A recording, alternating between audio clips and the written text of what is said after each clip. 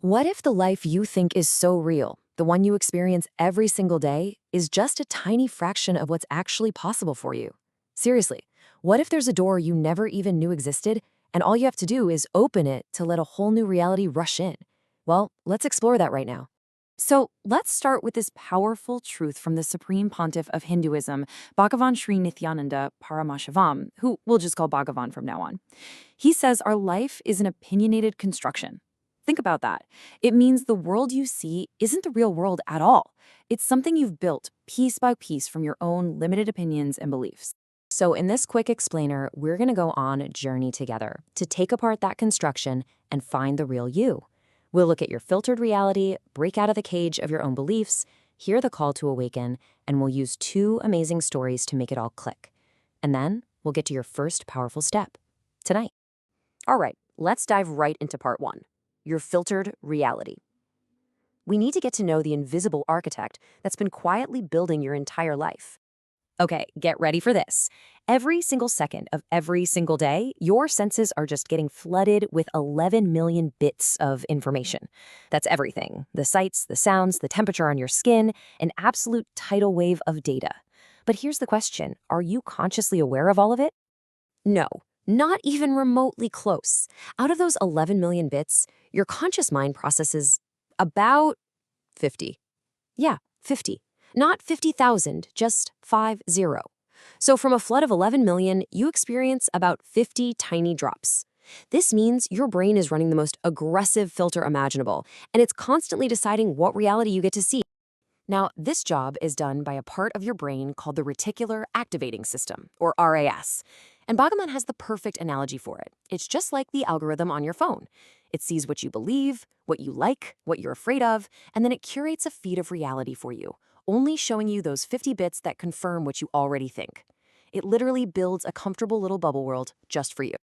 So, what are these pre-existing beliefs that are programming our filter? This brings us to section 2. Let's talk about the cage we build for ourselves, brick by brick without even realizing it.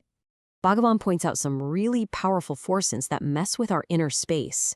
A big one is this obsession with ownership, this crazy idea that you can't truly enjoy a beautiful sunset unless you own the beach. Then you have these external groups trying to slap a label on you. Chronic capitalists see you as just a worker or a consumer. Nationalist radicals see you as just a voter. All of these ideas invade your system and damage your RAS, programming it to show you a tiny, limited, fear-based reality. And Bhagavan makes this brilliant distinction. He says that just getting older, just aging, can make you want to cling to things, to own them. But real maturity, spiritual maturity, is when you wake up and realize how silly that is. A deep experience of life has nothing to do with the piece of paper that says you own something. This is great and all, but it brings us to the most important question, right? How do we actually break free? How do we get out of the cage? This is what he calls the call to awaken. You know, the first instinct is to try and change the world out there, to start some kind of revolution. But Bhagavan is very clear. That's not the path. Those external movements usually just create a new set of problems. The only real permanent solution is an internal one. It's an individual spiritual awakening. It starts with you, it ends with you. So here's the path forward. We have to get crystal clear on how our own system works. Bhagavan calls this soul awakening. It's like, imagine you've been trying to operate a supercomputer your whole life without ever once reading the owner's manual.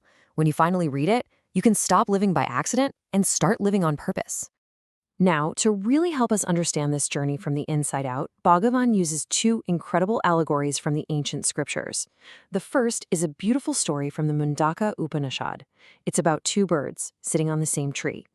Okay, picture this. There's a small bird, and it's just frantically hopping around, chasing the sweet fruits, trying to avoid the bitter ones. This is us, right?